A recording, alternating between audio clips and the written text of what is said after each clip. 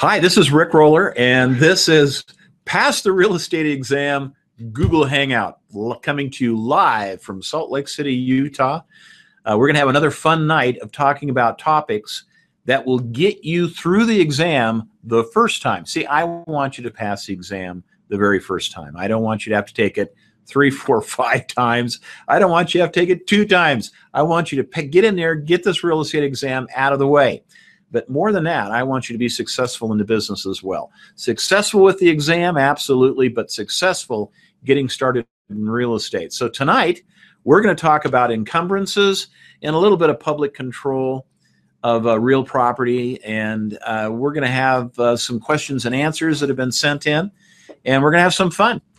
And you're going to walk away tonight with a much better understanding of what's on the test, and also how to get going into business when you're getting started. So let's get started with encumbrances. Now, it's very important that you understand the definition of words. I mean, you don't use the word encumbrance that much when you're out there talking to your friends, but on a real estate exam, it means anything that burdens the title to real property. And that covers a lot of different types of things. But if it burdens the title to where if that title cannot be transferred, or it cannot be transferred without that encumbrance, then it is something that burdens the title. So they come in different categories. There could be voluntary or involuntary. Voluntary encumbrances are things you wanted to put on that property. Well, perhaps the purchase mortgage that you put on the property when you bought it. You signed documents that placed a lien on that property. That was a voluntary encumbrance. But they're involuntary as well. And several examples of involuntary are things like a court judgment. Someone sued you, they won, and a judge issued a judgment against you. And that encumbers all of your real and personal property, not just the real estate we've been talking about here, but that's called a general lien. Previously, when I was talking about your mortgage, that was a specific lien. One was specific voluntary, the mortgage. One was involuntary, general, the court judgment. IRS tax levies, same thing. Real estate property tax would be a specific involuntary lien as well. So voluntary, you get the idea, you allowed that to be put on your property. Involuntary, you didn't want it at all, but you got it, okay? Specific, it only covers that particular property, one property, like real estate taxes. You could have 10 properties, only one was delinquent where you didn't pay your property tax, will not affect the other 9. Only the one that you're delinquent on. That makes it specific to each individual property. And general, which means it covers all of your real estate in the county in which that property is located if the judgment was recorded in that county. If you had an individual that you sued in court and got a judgment against, and you only recorded that in one county, then it would only encumber the property in that one county.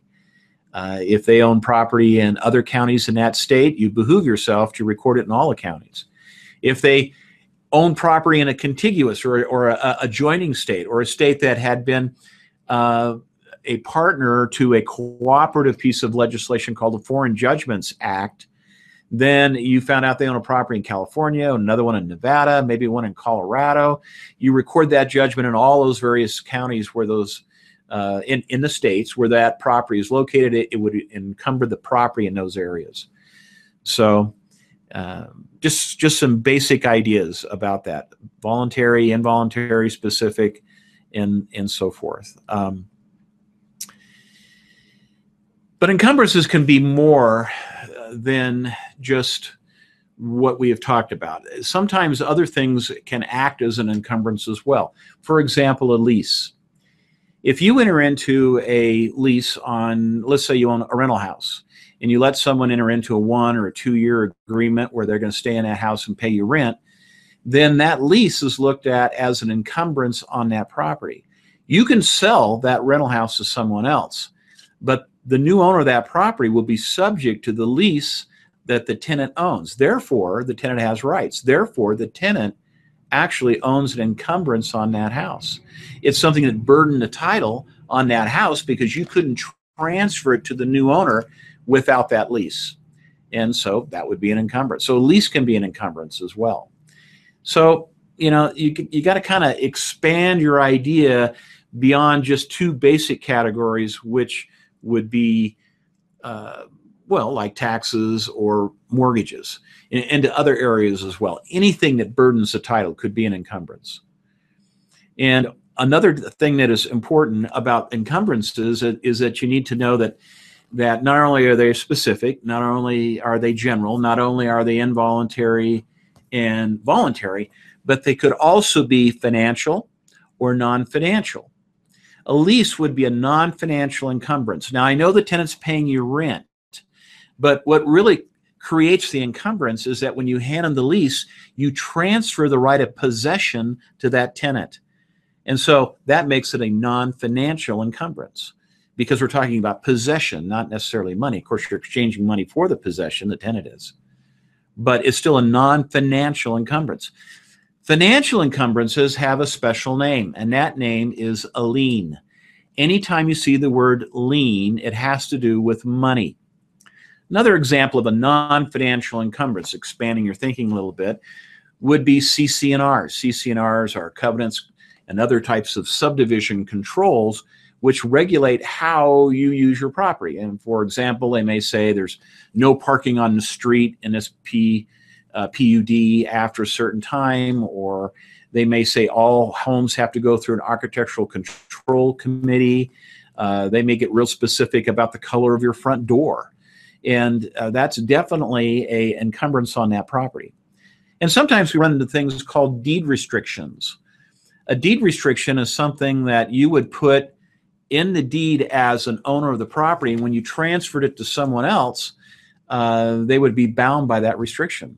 And they can be kind of off the wall. I mean, some of the older ones you see from deeds from the 30s or 40s or 50s might have a deed restriction on there that says that there no alcohol will be served on these premises. And other ones might affect the use, saying that you can only be used for this purpose and that sort of thing, or it cannot be used for this other purpose. And so those could be different types of encumbrances or non-financial, but they restrict the use of your property. And talking about control of your property or the use of your property, another thing that really comes into play is control by the public. And we're going to spend a little time on public control of property now because obviously it's an important exam concept, or I wouldn't be talking about it. Let's talk about the word escheat. Escheat. Escheat is the right of a state to come in and take property when no owners can be found. Perhaps a person died, and they died intestate, which means they died without a will. Now, you could have died and had no heirs, but left your property to your alma mater, your favorite university or college that you went to, or to a religious organization, or to some other type of nonprofit organization or profitable corporation. It's up to you. But that would be specified in your last will and testament, and that would be found and it would be read, and that through a probate type process, that transfer would occur later. And in that case, there were heirs of one kind or another, either human heirs or organizations, legal persons that received your property. But if no heirs can be found and the property sits for a while, then most states have a power called escheat, where they will take that property and sell it, and then the money usually goes into the school system or some other public account. Because ownerless property doesn't benefit anyone, and so the state has the ultimate right to come in there. And the amount of time it takes to escheat a property varies from state to state. In my state of Utah, for example, it's 5 years. Now, most states have something that happens before that, and probably what happens in most states is it's sold at a tax auction. So if you're dead and you're not there to pay the taxes, and there's no heirs and no one's paying any attention to the property, then it probably goes up for a tax auction. And most states have those tax auctions like every year, usually in the month of May. And that's another whole interesting topic. But on the real estate exam, you have to know that escheat is the government's right, meaning the state. There is no federal escheat right, but the states have the right to come in and take ownerless property after a certain period of time. And there's usually a division of government that you can look up in your individual state, and it's some sort of Department of Lost Properties or Escheated Properties or whatever, and they have a fancy name for it. And sometimes they publish lists, and if you can prove that you're an heir, of someone on that list, then you can go and apply and get that money. A lot of times it's not real estate because, like I mentioned before, that may go to a tax auction prior to getting the point where it's going to be escheated. But nevertheless, it is there in case something fell between the cracks. There are situations where the county, for one reason or another, didn't push their rights to sell at a tax auction, and maybe there was some sort of legal hang-up, or perhaps they just felt like they didn't want to push that one. They have some latitude there. Let's talk about eminent domain. Eminent domain is the right of the government to come in and take property for the public good. Now, this is different than escheating. Escheating has, they don't have to pay any compensation for it. They don't have to pay valuable consideration or fair compensation at all. But eminent domain is the government's right to come in and take property for the government good. And one of the best examples is highways. When we're putting in the interstate highway system, and as the community develops and roads need to be widened, or we need new highways going here or there or whatnot, sometimes they just come right through here and they take this house and that house and this house, or maybe they just take a little bit of your front or backyard or your side yard. But it's hard to argue if you need another transportation arterial in your community that it's not for the public good. Eminent domain has become really controversial in recent history because, what is the public good was started to be a little bit widely defined. And so we had some interesting cases where the community decided that, we needed to do some more economic development in order to make a nicer community, or to bring in work and make our community more successful. And so they would team up with developers, or they would form redevelopment districts, and they would come in, and if you didn't want to sell them the property, they'd take the property. I mentioned in the past that the current commercial real estate niche I'm working in is right-of-way work, and I work with as an in-house broker for the Utah Transit Authority, and we run all the buses and trains along the Wasatch Front. Well, when we're putting in a new train line, if the corridor wasn't already there and we have to build another spur out this way or that way, or a collector, or build a new station, we have to go in and buy that property. Now, a lot of it we've bought on opportunity purchases where we didn't have to do eminent domain, because as a regional transportation authority, it's only quasi-governmental. And so, those types of organizations usually do not have the power of eminent domain. That's only for a government agency. But that's okay. We have friends, and so we get the Utah Department of Highways to come in and do eminent domain. But eminent domain is a really important concept on the exam, because the concept of eminent domain is that if the public needs it for the public good, the public can take it, but they have to pay just compensation. And they've been very specific about this in the federal laws. And there's long procedures that have to be followed. And not only do they have to buy your property, but they have to pay relocation expenses. And if it's a commercial property where you have to relocate a business, it gets real complicated. And there's very specific rules that have to be followed. Early in my real estate career, I had two different opportunities to work for property owners where the highway department had come in and wanted to take some of their property. And both of these were commercial properties, and it was very fun. I got to negotiate. They brought in their appraiser. We brought in our appraiser. We got to negotiate what was fair compensation. If you can't agree at the table, then of course it goes to court, and then a judge will decide what fair compensation is. And it can be interesting work. Most property owners are not fluent enough, or are not schooled enough, or are not, shall we say, literate enough in real estate to represent themselves in those types of proceedings. They need someone that can come in and help them with that. This is kind of the work that you might do on a fee basis.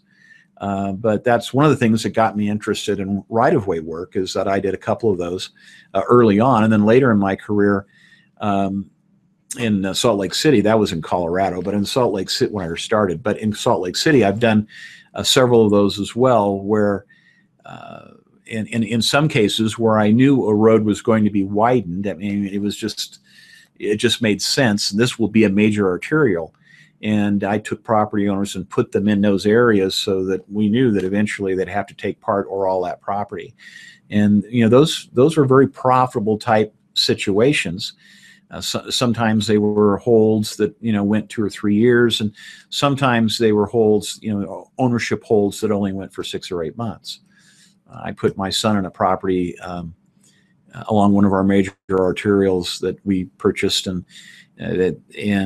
within 8 months we were able to pull a substantial profit out of that because of the condemnation. But what happened was it left a small enough parcel after they took what they needed that they actually came back and said, well, we're going to have to buy the whole thing. And they did. And it turned out very, very well for him.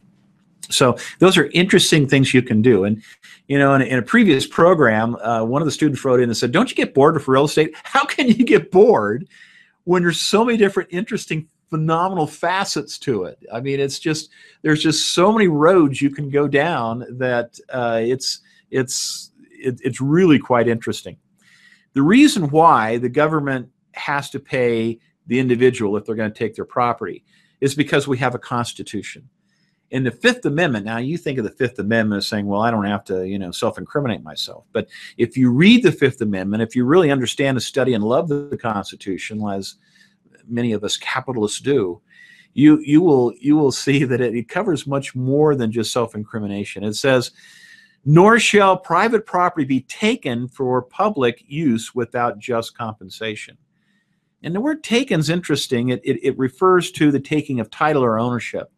And if they take it, then they have to pay for it. Now, unfortunately, a lot of folks have misplaced trust. And I'm here to tell you, as a real estate broker, you need to let your people know that if the highway department, bless their hearts, I'm not criticizing them, but if they come along and they say, well, our appraiser says it's worth about this much, understand that, as we talked about in the previous Google Hangout, appraisal work is artwork, not scientific. So he may be painting with watercolors on that one because the highway department has a budget they're trying to meet. And, they estimated what it would take to get that property or along the whole line. And, real estate goes up and real estate goes down. They may be offering a very fair price, or they may not, depending on what's happening with the local market at that time. Remember, these projects take years to put together. So when they did their original budgets, maybe the property was only worth so many dollars a square foot, and now it's worth 20, 30% more than that. And so you're going to have to be prepared to defend a higher value, usually by appraisal. But in one particular case that I did, they were paying well for the little sliver they wanted, but that's not all they wanted. They also want to restrict access to this corner lot that one of my investors had purchased because he wanted to put in a strip mall someday. And they said, well, since it's a corner and we're buying this for a turnout so that you have an extra turning lane, we don't want anyone to have access from that turning lane to your property because that screws up turning lanes. It's not for people turning in, it's for turning around the corner. And so there's only going to be one access way over here on this side of the property. And as you go around the corner, only one access over there. So they not only took the property, but they restricted the ingress and egress into the property. And my argument was, you're paying fairly for the amount of dirt you're taking. You're not paying at all for restricting the access to the property, which is going to, you've all been to retail or restaurant or other locations where it's so hard to get into it. You've got to really like what they're selling, or you've got to really like that food, because it is heck to get in and get out of that property. In fact, a lot of gas stations and convenience stores where they are not convenient to get to any longer because of medians that have been put in or whatever, they've actually, bit the dust. So, there's a lot of interesting facets to it, and there's a lot of federal regulation on all that stuff too. So it can become very interesting. The process of enforcing eminent domain is called condemnation. Condemnation and eminent domain go together. Tie those together in your brain. Condemnation, eminent domain. Condemnation is the process. Eminent domain is the right. Okay, now there's something called inverse condemnation, and that's when the government takes property, but they don't even really do it in a timely basis, or they're not paying fairly. But mainly it's the timely basis. I mean, look, the government is really fond of making these big announcements, particularly in political years when people want to get reelected. We're going to expand, so-and-so highway, and we're going to kick it out 6 inches or 12 inches on both sides, and it's going to be like this and that and the other thing. But they don't do it for 2 or 3 years. They don't get around to it. If the government has said that they're going to come in and do something and it's going to affect your property, do you think that might affect the marketability of that property? Do you think that there are buyers now that say, well, I've heard that they're going to take some of your property, but they really haven't defined how much. So, I don't know if I want to buy it and put what I want to put on there because I don't know how that's going to all pan out. And they're not going to do it for 2 or 3 years. So for 2 or 3 years, you're losing all these great buyers because of the uncertainty of what the highway department's going to do in that property. And so what happens to you is that you're hurt. So you can sue for inverse condemnation. Inverse condemnation is where you initiate the condemnation. They're saying, well, we don't want to get around to you for another few years yet. Yeah, but I need to sell now. And you have actually hindered me in my process of full enjoyment of my property by saying you're going to take it, but you just don't want it now. Well, that isn't going to work for me. I need to go now and sell it and do something else, and so I need you to buy it now. And that would be a suit for inverse condemnation. So that's kind of a cool thing. And as I mentioned earlier, this urban renewal kick that governments got on a few years ago can become really controversial. There's an area in Salt Lake City where they used urban renewal as their argument because they were going to put up a new hospital in that area, and the city wanted that hospital real badly. They figured it was a better use than a small manufacturing type industrial area that currently was. I worked a couple of those cases where they didn't want to sell at all. Anyway, make a long story short, what happened on that deal was the hospital didn't move there. The hospital got new management that came in, the HMO that was actually running the series of hospitals, and they decided to put it in a different location. And so the taking of the property had already begun, and the city had taken numerous parcels, and it was a mess. So they ended up putting some sort of a school district building there or something, and which wasn't what they wanted to do at all, and wasn't what the stated purpose was on the condemnation procedures either. So, these things can get real touchy and can get real interesting. Okay. Let's talk about police power. Police power is a government authority, the power to come in and use your property without taking it. Now, they're kind of taking it, but you still own it, so they don't take title. But they tell you how you can use it. In fact, one of the questions we had had something about that was pretty cool. Here it is, Jacob. Okay, Jacob wrote this question, and it said, I know of a situation where the city downzoned a commercial property to residential. Would the property owners receive compensation for this change in zoning? And Jacob, the answer is no. Salt Lake City hosted the 2002 Olympics a number of years ago, and they were really successful. And the Winter Olympics, it was a great party for Salt Lake City. It was wonderful.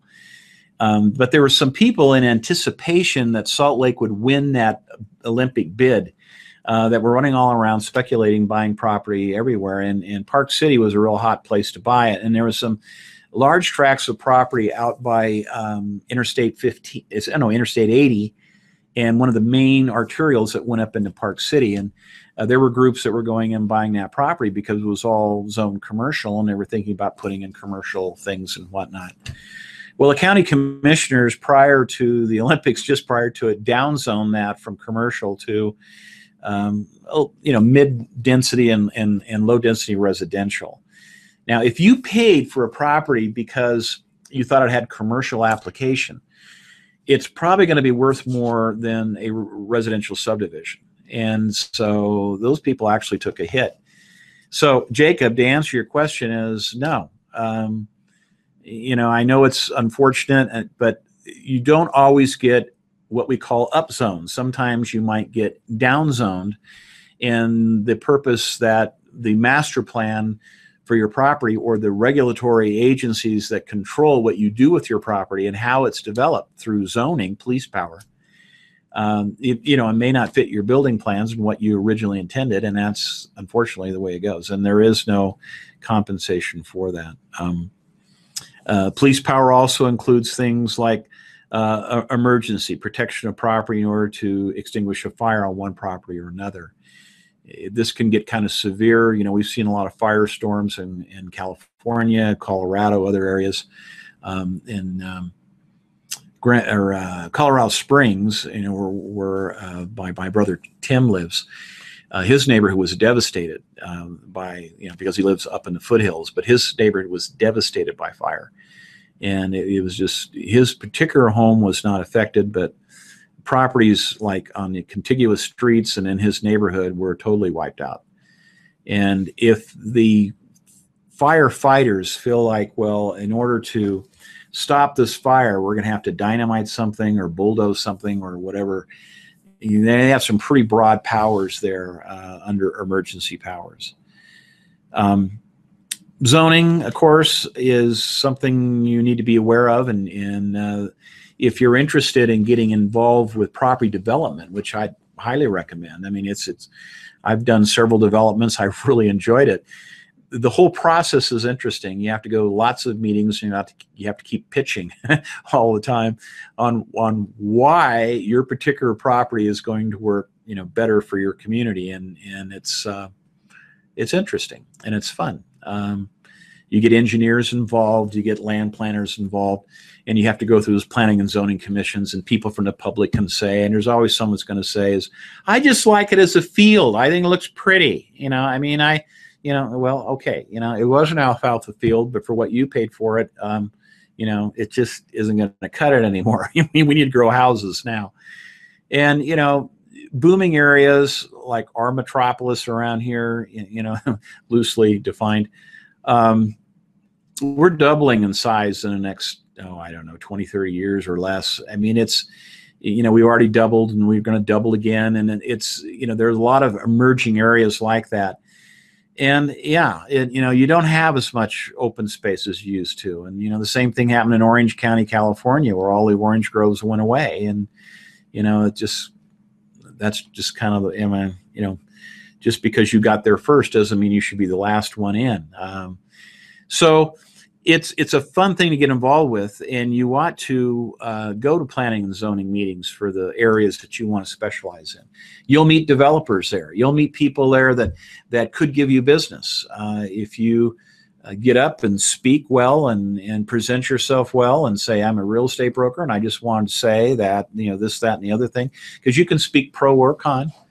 But usually realtors, depending on the area, we're more pro than con. I mean, there's some instances where we're not, of course, particularly in some of our ski communities, like in Telluride, Colorado, or Aspen areas, even here in Utah, Park City, and in some of the canyons that we have development going on. You can have strong feelings one way or another, but just be a participant and be there. You'll meet people. You'll meet people that are thinking like you, and you'll meet people that can give you business. It's a fun, good thing to do, and it just makes you more savvy. And selling land can be a real profitable thing.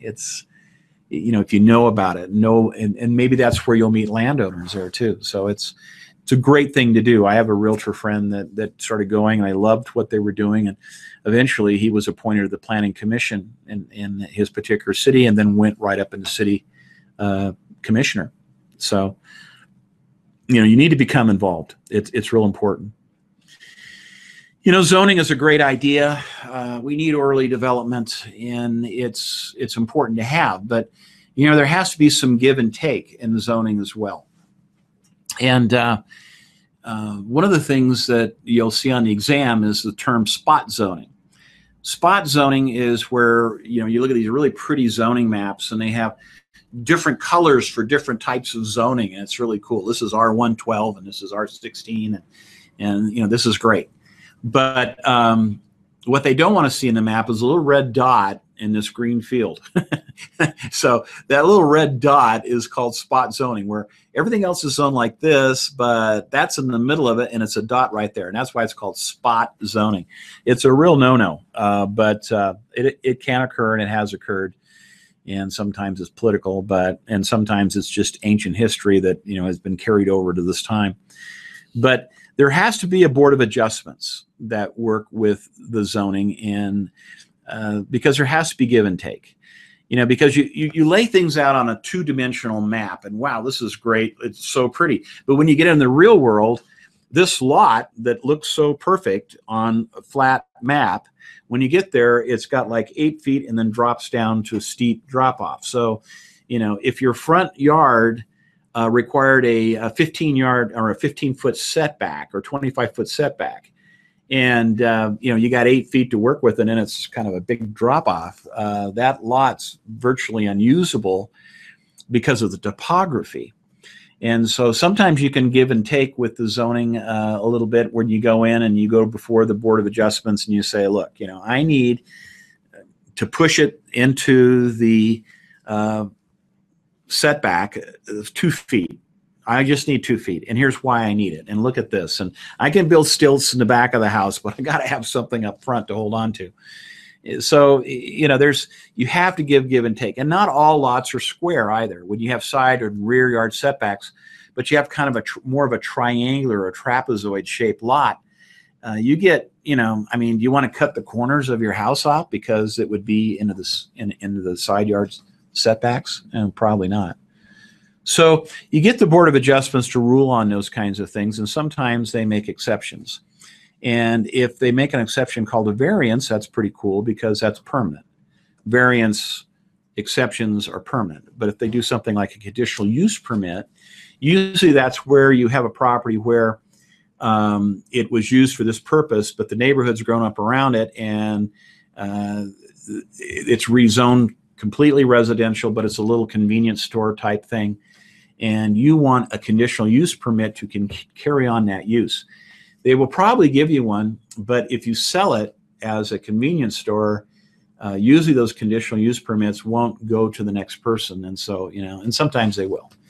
Or sometimes you'll go and you'll say, look, I know this is a residential house, but I'm a dog groomer, and I want to do it in my home. I want to do it in the garage, and so what I'd like is a conditional use permit to run my poodle parlor out of my garage, or maybe run it out of your basement, or add on a little room outside of the house or something.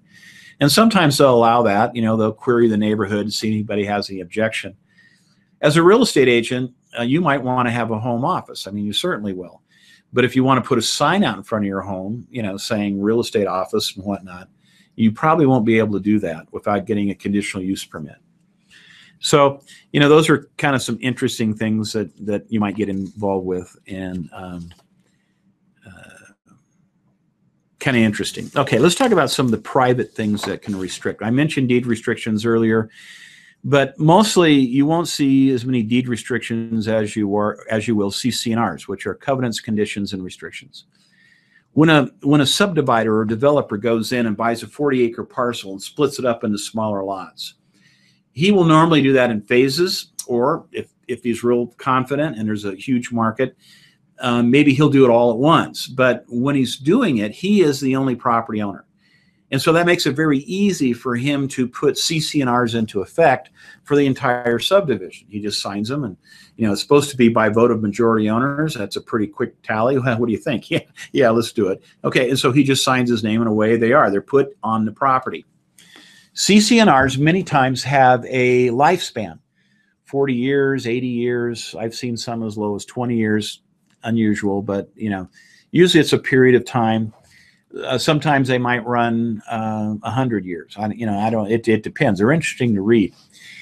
And some of them are quite old, and some of them actually have discriminatory language in it that, in 1968, when we passed non-discrimination laws and fair housing laws, they didn't go back and amend those because the people that probably put those in effect were either dead or almost dead. So what happens was those old properties from the 40s and 30s and whatnot, those portions of the CC&Rs that are discriminatory and against federal law or policy are not enforceable any longer. And we even have some here in Salt Lake and some of our areas up around the Capitol where they said that certain people of certain races can come up and work in or clean the homes and whatnot, but they can't own or live there. I mean, it was kind of silly, but it was a different time.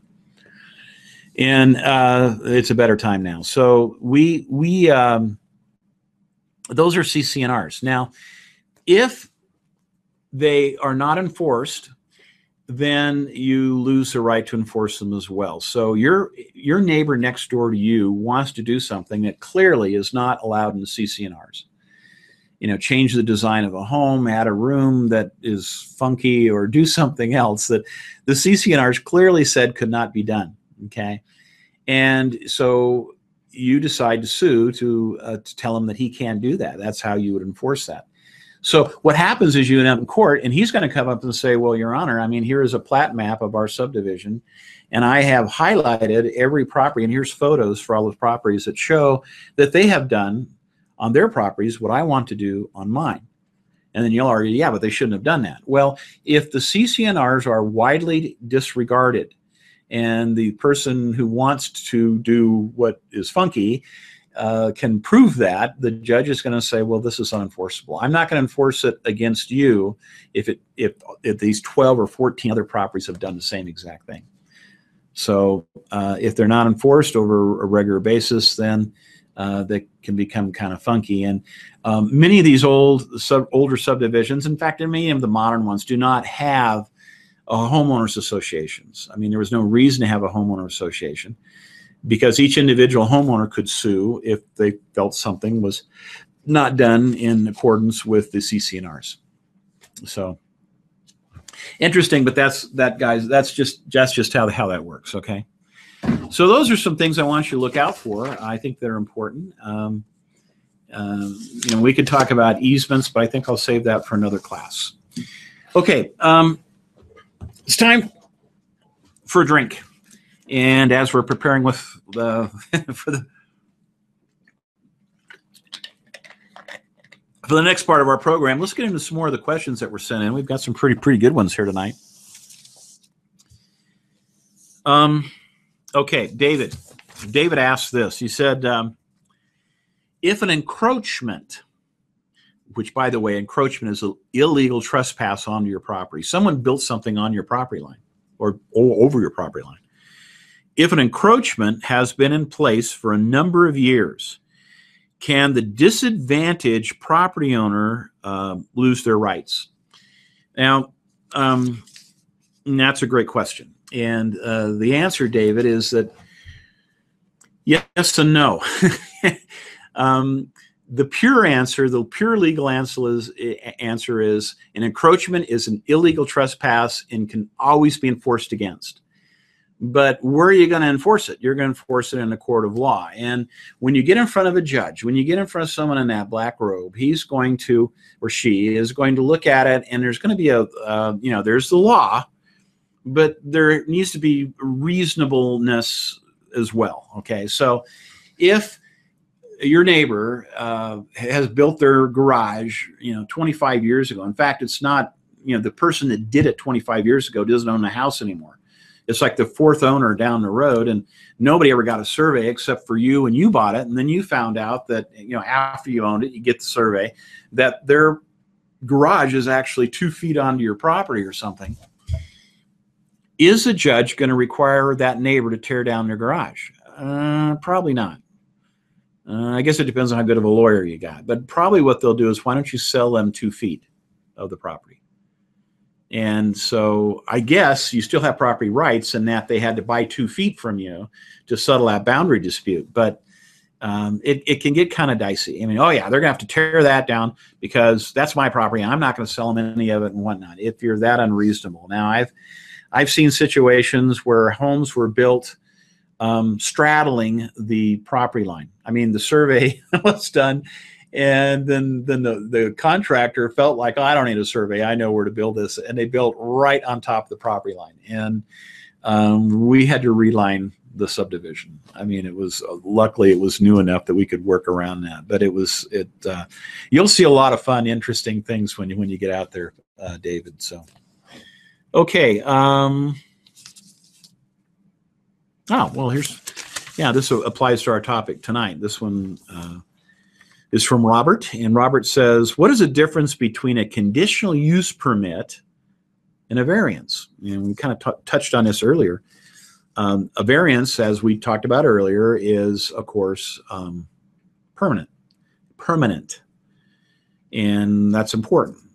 Because if you're going to build a garage and because of the shape of your lot, they let you stick one corner of it 3 feet into the side yard setback in the back corner or whatever it's as defined by the survey, then you don't want that ever expiring where you have to kind of cut off that corner of the house. Conditional use permits were always meant to be temporary. Many times what they're going to do with the conditional use permit is they're going to eventually enforce someone to comply. You know, they'll let you do it. They'll let, you know, maybe one more person do it, but eventually you're going to have to comply with the new zoning, and you're not going to be able to do what was used before. A good example of that is you have animal rights, because it was a farm, and the worst of all farms probably is the pig farm because they smell real bad. And so as the city grows up around you and this aroma becomes an issue, and they keep pushing, the neighbors do, that, you know, you need to shut that puppy down, and then you want to sell it as a pig farm, you're probably not going to be able to sell it as a pig farm. That's just the way it goes. Okay. Okay.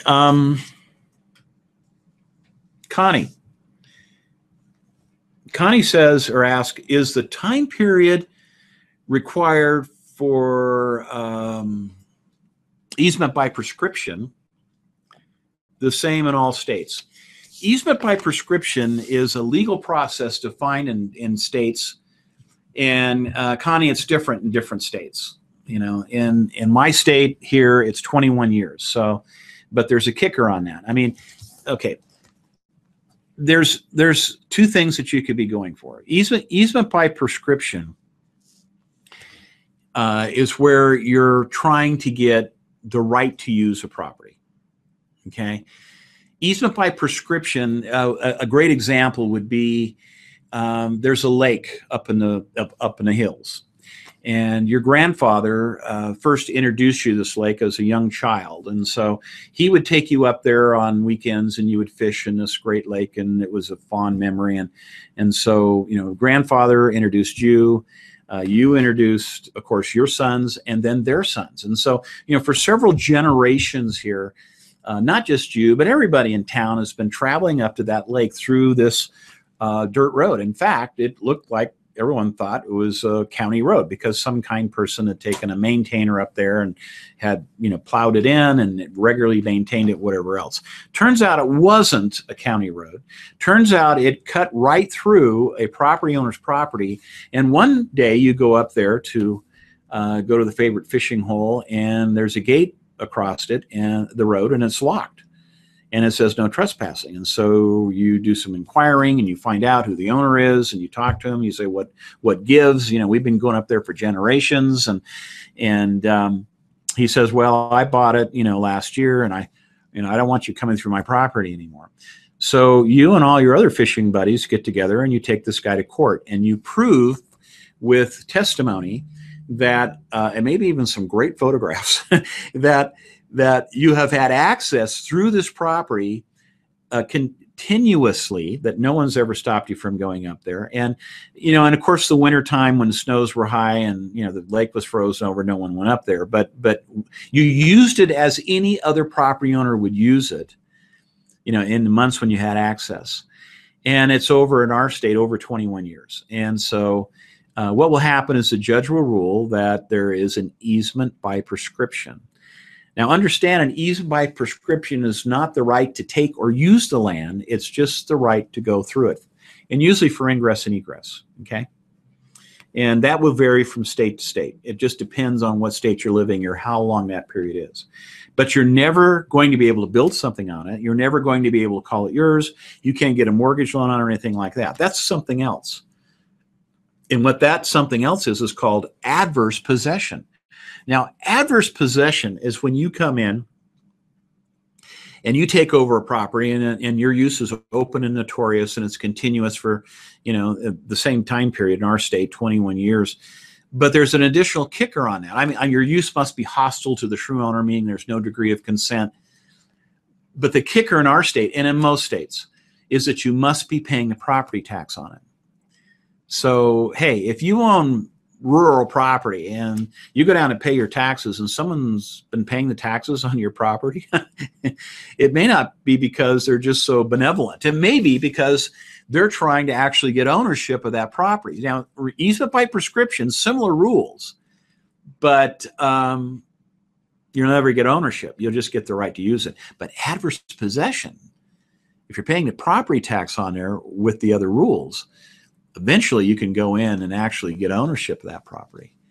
And some states, the time periods vary, but usually to get ownership, you're going to have to be paying the taxes on the property as well. And in some cases, it gets very interesting. My first, I think it was about the 5th year I was in business, and I was having a barbecue, actually attending a barbecue. A friend of mine had a beautiful property, and it was about an acre, and we were having a great time, and I was looking around and I said, hey, what's on the other side of your back fence over there? I mean, he said, I don't know. We walked back there, just, and there's this it looked like an alley. It was a strip of land where his fence ended, and then there was a strip of land, and then a little bit further beyond that strip was a fence of the properties that normally would have been, contiguous with or adjacent to his fence.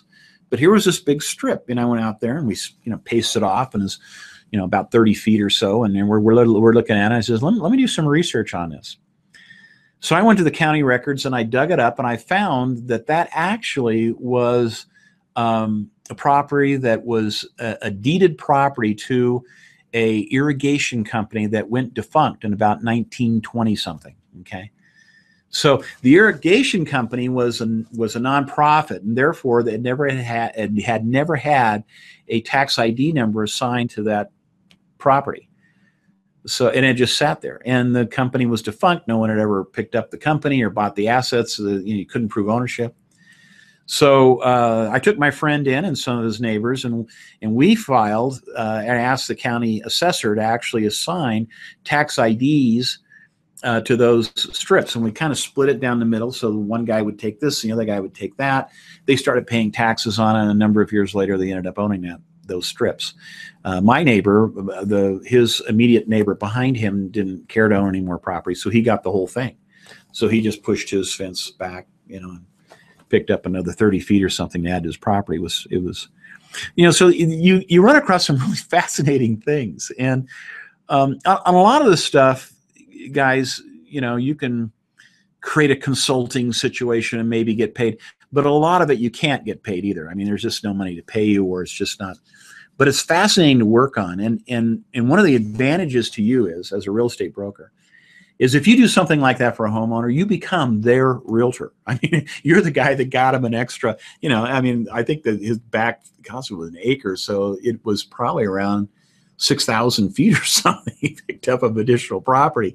I mean, it was really cool, so it was, and if you organize it for the whole neighborhood, then you become the realtor to all those people. I mean, there's so many opportunities. It's a fascinating business. Okay, Katie, who's one of our regular viewers. Thanks, Katie, for sending in the questions so much. And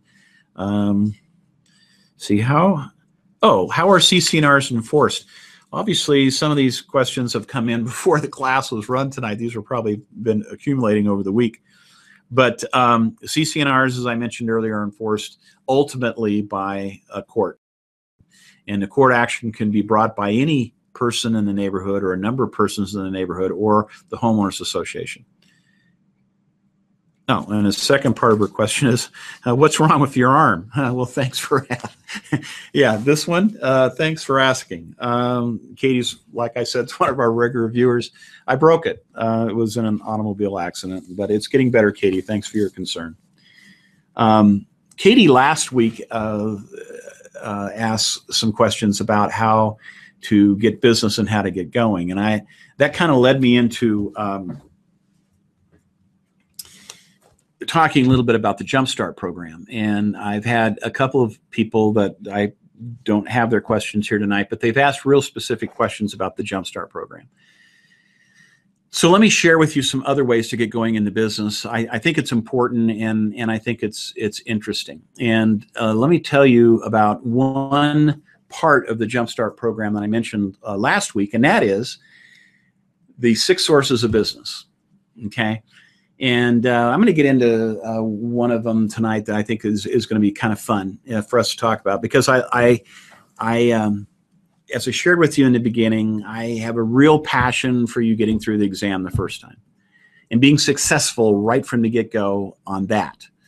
And to back that up, I offer to any of you the Rickroller one-liner concept reviews, which is just a PDF you can download, and it has a little over 40 different items that you must know these individual concepts for sure. Anyone that tells you, well, let me give you the exact exam question, for virtually all states, guys, that's not going to work, because what happens with the large exam companies is they have databases of questions. And, you know, the one for our state, this particular exam operator has 3,000 questions in the database. Well, so for a concept, like, for instance, CC&Rs, what are they, how are they enforced? That's a concept. He may have 8 different questions in his database for that. So for me to say, hey, look for this question, it looks exactly like this, memorize this and you'll be fine, that doesn't work so well. What works is saying, here is a concept, understand this concept thoroughly, and then you're going to pass the test. Because no matter which of the 8 questions, the algorithm for the computer exam company, when it chooses that test for that month, it's you're going to get the question right because you understand the concept. And what's more important is that you understand the concept to be a better real estate agent in the business as well. The purpose of the examination you're taking is to protect the public. And if you just had memorized a bunch of questions and didn't really understand the concepts, how are you going to protect the public? You need to understand the concepts. You need to become the educated realtor. You need to go to all the classes you can go to. You need to not only learn how to sell and all these fantastic marketing classes, but also dig deeper into the topic. When it comes time to get your broker's license, you got to do that as well. Some states like Colorado, you start as a broker. You know, look, knowledge is power, and I illustrated that last week. But it's real important to me that you pass the exam and you pass it the first time. But it's also real important to me that you get going into business and get going into business well. So last hangout, we were talking about 2 of the first sources, and I alluded to them. And there's 6, and I'll talk about a third one tonight. But the first one, if you didn't catch last week's program, you can catch it on rebound. It will be rebroadcast. In other words, you can watch it as an encore presentation at my Google Plus site. But the first source of business and the second are kind of related. These first 2 of the 6, all 6 together, it will get you 87% of your checks will come from one of these 6 sources in the first 2 years. And these are backed up by studies done by broker friends of mine, as well as my own studies done here in Utah. So I mean, it's just a fact, guys. So it makes sense when you're getting into business that you have campaigns, you have programs, you have marketing plans for each one of these 6 sources of business, and you do them all. Because if 87% of your checks are going to come from these 6 sources, then you dang well better be working those. Now, what will happen to you, like I've mentioned before, is a niche will occur. You will find a niche, or a niche will find you.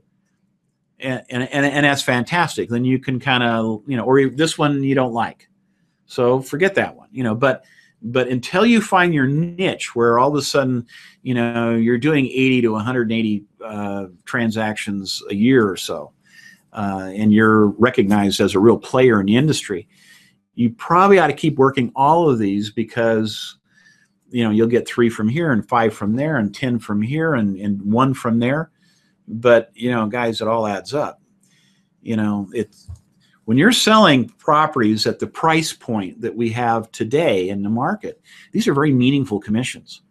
And it doesn't take a lot of them to replace professional incomes or to create a professional income from you. But you better have a plan, and you better work your plan, and you better do it in an organized way. So let's talk. Last week I talked about family and friends is source number 1, and I talk about sphere of influence as source number 2. And we got into some things that you can do with those, and it's kind of fun. But the third source is referrals. Okay.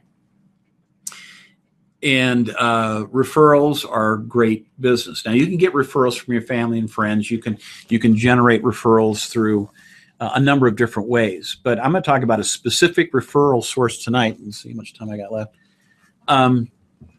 That I think is really fun, and I think it will make a lot of sense to you. And so tune into this next part, guys. Focus, because you're going to say, "Oh my goodness, I never thought of that." Because I'm going to teach you something I started teaching back in the 80s, and this works every time. I mean, it is so cool, and it's underutilized. I mean, the people that I have trained use it, but there's not a lot of people talking about this. So let's get into it right now. Okay. Okay.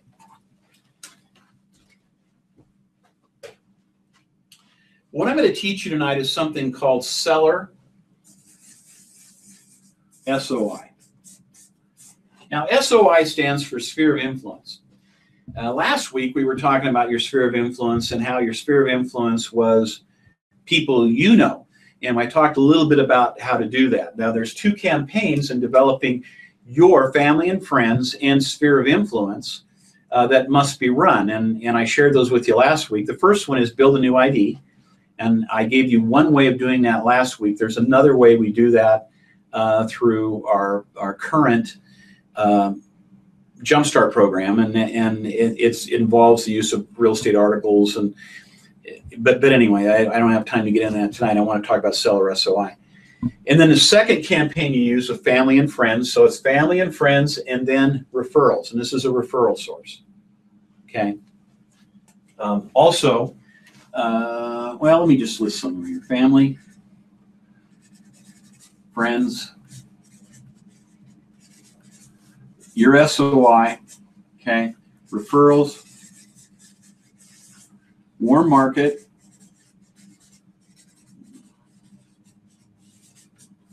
okay, and for sale by owners, and expireds. Okay, 1, 2, 3, 4, 5, 6 sources of business right here, okay? Talked about these a little bit last week. We can get into much more depth. We've got a whole component in our Smart Broker Jumpstart program where we actually get into how to do these things using some really cool video techniques in Google and social marketing. So, but we're not going to get into that tonight. So seller SOI really falls into the referral or war market category, or both. Some of these kind of overlap, just like family and friends and SOI do too as well. But here's how you use seller SOI. You go out and you take a listing. And when you're sitting down with the seller in the listing presentation, part of your presentation is you pull out a flip chart. Or you can just have an individual sheet if you want to. But on this sheet is going to be a pie chart. It looks like this. And you can get these. They're all around. But a pie chart would have different slivers in it. And what this says is, there's one real tiny little sliver here like this. Okay, and so it says, how does a house sell? And you can search for this, the National Association of Realtors, or just put in Google, how do houses sell pie chart, and you'll get a number of them that'll show up. But in every one of these, there is a significant sliver, and it's usually 17 to 21%. 17 to 21%. 17 to 21% of the times, properties sell by referrals. Okay. And then the largest piece of the pie is they sell through the MLS. And then there's this tiny sliver up here is ads, particularly classified ads in newspaper. It doesn't work anymore. No, well, there's hardly any newspapers left either. But that's a little tiny sliver. And then you might have a bigger sliver, the internet and whatnot. Okay, but you need to have this pie chart, and then you show them the various sources. And you say, well, we're going to mobilize the entire real estate community to get your property sold, because I'm going to put it on the MLS. But I'm going to go one step further than that. I'm going to do some other cool things. And I teach you that as part of the listing presentation. But let's get back to seller SOI. But Mr. and Mrs. Seller, a significant amount of the time properties sell, like 1 in 5 or 1 in 6 sometimes, by referral. Now what that means, Mr. and Mrs. Seller, is that somebody told that buyer about the house, and he came and looked at it, fell in love with it, and bought it. And sometimes we never even figure out who told him unless we ask him. And then you drop it, okay? And then you go through the rest of your listing presentation, and when you're done with your presentation and they've signed the listing, you say this. You say, Mr. and Mrs. Seller, in order for me to do everything that I can to get your house sold, I need to ask your help. Would that be okay? And of course, what are they going to say? Oh, no, Rick, we're not going to cooperate or help you in any way whatsoever. We're going to impede every effort. No, they're not going to say that. They're going to say, well, sure, Rick, what do you want us to do? And then you pull out the pie chart again, and you show it to them. You say, remember when I told you about referrals, where someone told them about the house, and sometimes we don't even find out who that is until much later, or we never do, but it's significant. It's 17 to 21% of the time. Yeah, I remember that. Well, in order to stimulate this, to get this going, I need the names and addresses and email addresses, if you have them, of 50 of your friends and relatives. Now, they don't have to live in this neighborhood, but I want them to live somewhere in the valley here. Okay, your Christmas card list or your own sphere of influence list, because what you're wanting to get is the seller's SOI. Okay. Now, my experience has been that getting 50 names with some people is a real chore. You got to push them, and maybe you get 25. Okay, but you got 25. That's a cool thing. One guy got up from the table and he says, well, hang on a second. And he left and he came back and he handed me a computer disk. And he said, okay, here you go. It's 351 people. Oh, thank you. I put that right here next to my heart. Thank you very, very much. Okay. What are you going to do with this list? Okay. You're going to send them a letter. Now, it's imperative. Now, catch this right now. Okay. You're going to have a letter. And you need to have the letter with you. It needs to be part of your presentation kit, because they're going to say, well, what do you want to do with that list? Okay. And you pull out the letter and you hand them the letter. Now, the letter needs to have, your letterhead and everything, and it needs to have a name and an address on it, like you actually sent one out. So the very first time you use it, it might be a dummy, but later it will actually be a copy of a real letter you actually sent out. And here's what the letter says. Dear whoever, Susan and George, Adamson, okay? Your friends, the Jeffersons, recently listed their lovely home located at 121 Elm Street with me. Okay? Your friends, the Jefferson and I would like to ask you a favor. Please look over the accompanying flyer with this letter. And if you know of anyone that might be interested in buying the Jeffersons home, would you please pass that flyer along to that person? You know, the Jeffersons and I thank you in advance for your help in helping them market their property. You know, sincerely, Rick, the realtor, okay, or whatever, okay? And that's the gist of the letter. But did you catch where I said you must have the letter with you and hand it to them? They look at it, they say, oh, this isn't threatening. This isn't a letter where you're soliciting to have them join your current MLM opportunity.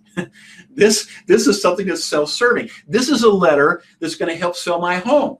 Sure, yeah, we'll get that list for you. And then they go and they get the list.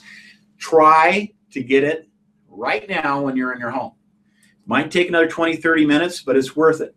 Let me tell you why this is so important and why this works so well. It is subtle on so many different levels, but it's so important. Because the first thing you're going to do is you're going to send out the letter. Okay. Oh, well, okay. Yeah, all right. Big deal, huh? Yeah, big deal. Let me tell you why. The biggest complaint that I've received as a real estate broker, okay, about my agents is that, well, I don't think they're doing anything. Now, if they're doing this, I don't get this complaint, okay? But unfortunately, not all agents want to work. You're not going to be that way. You're going to work because you want to make this work and you want to make a lot of money. You want to bless a lot of lives and you want to make a lot of money because there's no middle ground. You need to do that, okay? But you send out the letter. Who did this letter go to? It went to the seller's friends. It went to the seller's family. It went to the seller's SOI.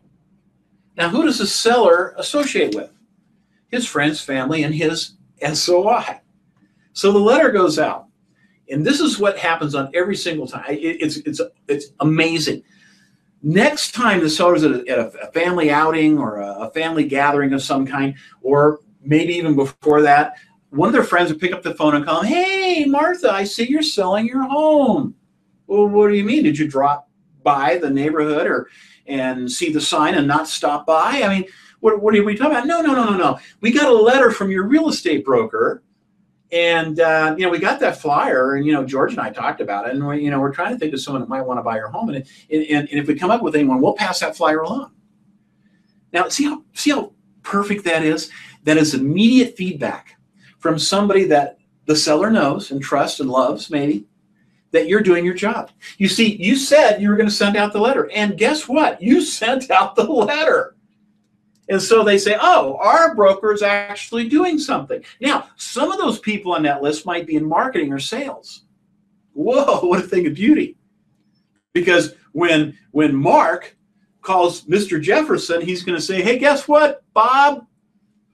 I got the letter from your broker. And maybe he'll even forget to say, what letter? Oh, the letter says you've got your house up for sale. Hey, that is so cool. I'm in marketing. I'm in sales. And let me tell you, Bob, I've never received a letter like that from a real estate broker, ever. God, your guy must be really sharp, huh? And what's Mr. Jefferson going to say? Well, no, he's a real dud. Well, of course, I always screen him carefully. I always pick the best, Do you see how beautiful that is? This is immediate feedback, and it will keep trickling in because you don't just send out the letter. Step 2 is you call on the telephone. Now, what about the do not call list? Well, the seller is not on that do not call list. You already sent one solicitation out. Talk it over with your broker and see how they feel about it. But I would call and I would say, did you get the letter? And they might say, what letter? Well, the letter that talked about the fact I'm selling Jefferson's home. And I say, oh, yeah, we got that letter. Do you know anyone that might want to buy it? And they say, no, I can't think of a soul. I'll say, well, if you do, we appreciate you passing along that flyer. Or they might say something like, hey, that was a great idea. I took that flyer down to the office. I photocopied 28 copies and put it in everyone's mailbox. That's a great story to tell your seller. You know, I'm trying to help my buddy Bob out, you know, because I love him. He's always helped me out, so I'm trying to help him sell his home, help you sell his home, you know. That's pretty cool.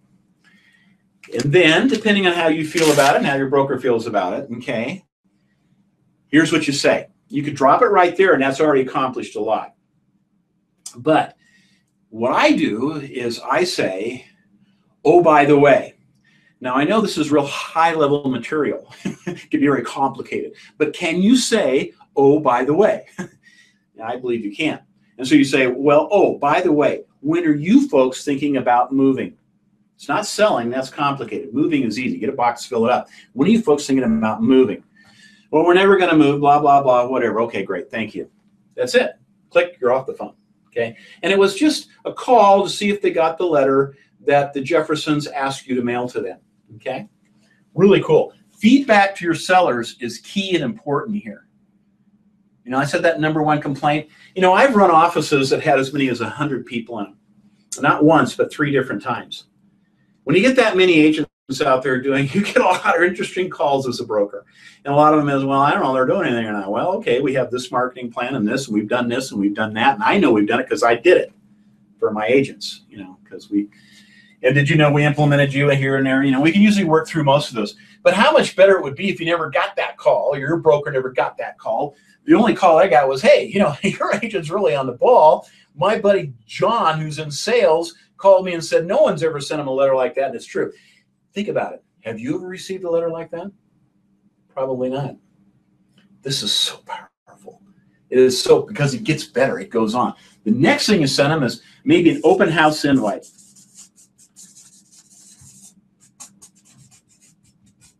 Okay. This should be a letter also. This is a letter, right? And this is a call. This is a letter. Now, you can send cards. You can also send something we teach in the Jumpstart program called video postcards as well. But letters work okay here too. But they deserve something more than just one of my ugly postcards that I send out, which is a different campaign. So you send them a letter, call, letter, open house invite, next Saturday, whatever, special invite. The Jeffersons are allowing me to pull their home open. This will be open to the public. Jeffersons will not be in attendance. If you'd like to drop by, I'd love to get acquainted with you. Okay? Many people will come by just because they've never really seen the Jeffersons' whole house, and they're curious. And that's okay. We don't care. Traffic is what you're looking for, and impressions are what you're getting by doing this regular plan. Impressions in their head. And then guess what, guys? Before the open house, you what? You call. Hi, did you get my letter? Well, what letter? Well, you know, I don't think we got a letter. Well, that's okay. What the letter said was, I'm the broker representing the Jeffersons. We're holding it open this Saturday from 10 to 3. Can you come by? I'd love to meet you. Jeffersons won't be in attendance. No, we don't think we're going to do that, but thanks anyway. Click and you're gone. But, you know, if they give you an opening, you say, oh, by the way, when are you thinking about moving? Let's talk about repetitive questions here. Some of you have come to me in the past and said, well, Rick, you just asked them that question like 2 weeks ago. I mean, how can you ask them the same damn question? Because, folks, they don't remember. I mean, we are so egotistical in a lot of ways, you know. We think everything we say will be remembered and cherished by everyone we talk to. The truth is that there's so many things coming after them or at them in so many different ways, they don't remember you calling 2 weeks ago or a week ago. They don't even remember that. So you ask them the same question. Oh, by the way, when are you thinking about moving? Never. We're never moving. Okay, fine. Thank you for your help. Do you need more flyers? No, we don't need any more. Okay, fine, thanks. Then the next thing might be a price reduction. And you send them a guess what, guys? And then you give them a what? And these are such simple calls. And why did I classify this as warm market? Okay. I classified it as warm market because you've been given a quasi introduction to them because the Jeffersons introduced you to them by giving you their name, an address, an email if you got it. Because you might do the video cards if you have the emails, okay? And so, and you might offer that too in some of the letters. I mean, when we get into the fine-tuning this with you, for those of you that are coming with us in the Jumpstart program, there's a lot of ways you fine-tune this as well. So send out a letter, call, letter, call, letter, call, and then you get it sold. Letter, call. So that is 1, 2, 3, 4, 5, 6, 7, 8 different impressions, 8 touches. 8 touches. This is more conversation, more communication, more personal touches than they received from their last real estate broker who marketed their home. And you're not even marketing their home. You're marketing their friend's home. At this point, you own these people. At this point, you take these people and you put them in your own database, which is another whole concept of marketing we'll talk about at a later time. Are you getting some of the power of this? Look, what if you sat down with the Jeffersons and this was your sales approach? A little weak, but this was your sales approach. They've listed the house with you. And you say, Mr. and Mrs. Jefferson, thank you so much for entrusting me to sell your home. And I'd like to ask you a favor. And they say, well, okay, what's the favor, kid? I'd like to ask you if you'd help me out in your career, in my career. And you say, okay, let me see. You want me to help you out in your career. What do you want me to do? I want you to call everyone you know and tell them that I am the realtor of choice. Do you think the seller's going to do that for you? Your own mother wouldn't do that for you. Oh, honey, I just don't want to bother them all. Honey, I just can't do that. I'd just be bothering them. No. But in essence, isn't that what they've done? Look at the beauty of this. They gave you this list that you marketed to. It is a quasi-referral. It is an introduction. That's why it's warm market. You are the realtor of choice. Now, look, I have run this program, and I didn't even get to this step here. I'm a big listing agent, and back when I was working, I worked this commercial niche, but back when I was working residential, I mean, I was carrying a lot of listings, and it wasn't unusual to get 6 to 16 listings in 1 month. And we're running this program as much as we could. Now, please understand there'll be some sellers who will say, well, no, we don't want to do that. Or we don't have any friends. Or we don't know anybody. Or we don't want to share our people. Whatever. Okay, fine. But just push them a little. But, if they say no, they say no. I mean, it's their home. You wanted to implement everything you could to get their home sold. And the truth is, about 1 out of 5, 1 out of 6 times, it actually works. It'll surprise you, okay? But they don't want to do it. They don't want to do it. About a third of them won't. But that means 2/3 of them will, and that is a whole lot of people. And that's going to build your database. And I'll show you in a future program how to really make some money with it. But it is so strong. It is so strong. But back to what I was saying. I never got to the step. I didn't get the house sold. It expired unsold. If you take a lot of listings, sometimes they don't sell. I mean, that's just the way it goes. That's why there is such a thing as expired listings. They didn't sell. They weren't priced right. I've had problems with some sellers that wouldn't do the repairs I asked them to do. Some people are very difficult to get in to show the property. There's various reasons. The main reason a property doesn't sell is because it was overpriced and they just wouldn't come to grips with the reality of the market. But for whatever reason, it didn't sell. And later it did sell with another agent. But guess what? The other agent didn't run this program. In the minds of those 50 or 150 people, I was the guy that got it sold. And of course, I spun them over in my own database anyway, even though I never got their property sold. And I said, oh yeah, you're the guy that got the Jefferson's house sold. And I said, well, not exactly. It doesn't really matter. I mean, in their eyes, I'm a successful agent. And I'm one that does something and one that keeps in touch with people. Are you catching how great this is? Now, my experience with this is that if you can get the 50 names, 50 is kind of where it really kicks in. 25 is okay. 150 is a lot better. But on the average, if you can get those 50 names on a regular basis, you're going to get one more deal out of that 50 right away. It's funny how that works out. But somewhere along this process, when you're giving them a call, they're going to say, oh, it's funny you should call tonight because my husband came home earlier this week and announced that he's been promoted and we've got to move to Atlanta. We weren't even up for a promotion, but this is a big job and we're going to go. And you're Johnny on the spot. And you're also quasi-recommended by your sellers, the Jeffersons, right? Guys, this is so strong. Do you see how there are things that you can do when you get out there where one listing will get you another, which gets you another, which gets you another. And over the course of time, you're in business and it really works out. Okay. This is one of the most powerful and exciting things. And one of the real cool things about it is that nobody does it, But you're going to do it. And join our Jumpstart people, and we'll really fine tune it for you. Now, family, friends, SOI, and referrals, and this one we just talked about, seller SOI, could come in either one of these two categories here. My first week into business, I sold a house and I listed a house.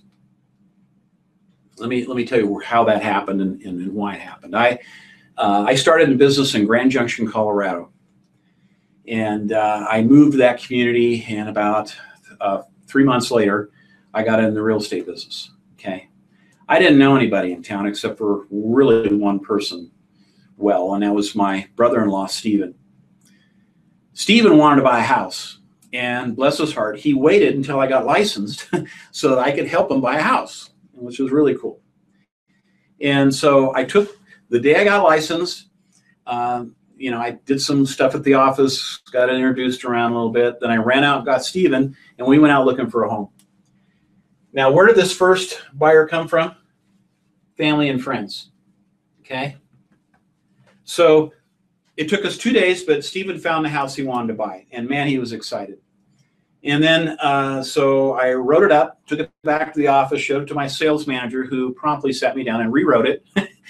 Guess I didn't write it up that well. But he rewrote the offer. I had to run out, get Stephen to sign it again. Hey, my sales managers tweaked this a little bit, so it's better. I need you to sign it again. And then we presented it, got it under contract. And that happened in the first week. And I was thrilled, and Stephen was thrilled. And we haven't closed yet, okay, but it's under contract now. I immediately kicked in the referral thing. A lot of agents don't get many referrals because they don't ask for them. Guys, you've got to ask for referrals. People just won't volunteer them. Ask for referrals. I asked Stephen, well, Stephen, you're the only guy I know in town. Do you know of anybody else that might want to buy or sell a house? He said, oh, hey, there's a guy in my church group that was just talking about selling his house. I said, well, what's his name? He says, it's so-and-so. He says, well, can I have his phone number and stuff? He says, well, let me call him. I'll get you the number and you can call him too. So Stephen gave me the name and number. I called him later that night. And I called him up and said, hi, this is Rick Roller. I'm a realtor, and I was working with Stephen Matthews, who gave me your name as someone who might want to sell their home. Oh, yeah, Stephen called us and said he found a house, and he's so excited. And he said, you're his brother-in-law? And I said, yeah, I am. He says, well, we need to sell our house. He says, well, how soon? He says, well, right away. I says, well, let's get together tonight. He says, okay. So I ran out there. Well, I actually drove out there, and I listed their home that evening. So the first week into business, I sold a home and I listed a home. Where did those two pieces of business come from? They came from the 6 sources of business, because the first one was family and friends, which led to the second category, which was referrals. And I got the referral because I asked for it. Look, lots of people told me, well, Rick, I just feel uncomfortable asking for referrals. And I have to ask them very seriously this question. Do you want to bless lives? Or are you just in it for the money? If you're just in it for the money, then get the heck out. We don't need you in the business.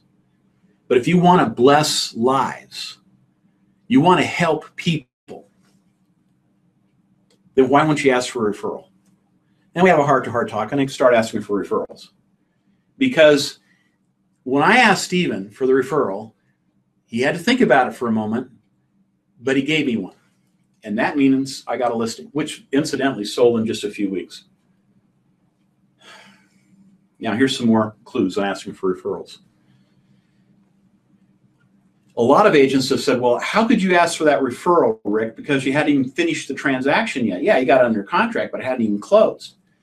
Look, the time to ask for referrals is early and often, 2 times. But also the time to ask for referrals is whenever they're happy. Stephen was elated the house went under contract. He was so pumped. He was excited. That's the time to ask him for a referral. Hey, later on, something might happen and he's not so excited. That's not the time to ask him for a referral. Ask when you're happy. It doesn't have to have closed. And at that point, he gave me the referral. So ask early, ask often, ask anytime they're happy, and ask them for a referral, okay?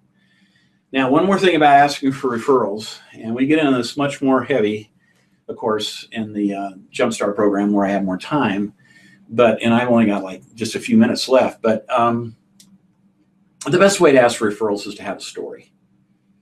And, you know, in Stephen's case, I didn't have much of a story. I was first week in the business, but he loved me.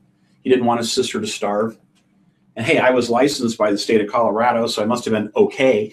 Can't screw it up too bad. I had a sales manager who checked my contract and luckily rewrote it for me. So it's, but I didn't have a story. That's okay, I ask anyway.